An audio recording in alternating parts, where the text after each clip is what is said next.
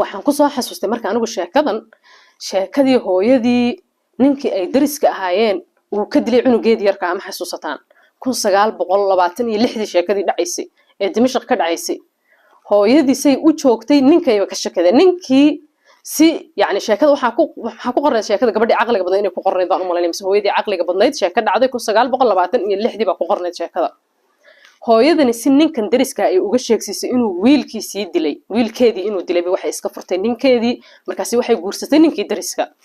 say u waday warkii way ka sheegsisay wiilkeeda qabrigiisii uu geeyay maahan oo qabrigii bay ku kordhishay ayaduna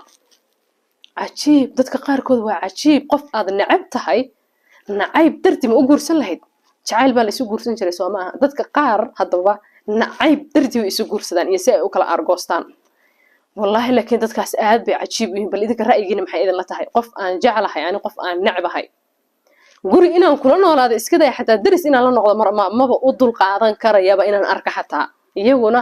intay nolol la wadaagaan oo guri kula noolaadaan oo jacayl u jilaan bay samrayaan oo way adkaysanayaan ilaa meesha ay u socdaan ay ka gaarayaan iyo hadafkooda dadkaas miyaan cajiib ahayn dadka yani sida hooyadii ninka guursatay ee dishay oo kale si wiilkeeda ay uga sheegsiiso iyo sidan gabadhan oo kale iyo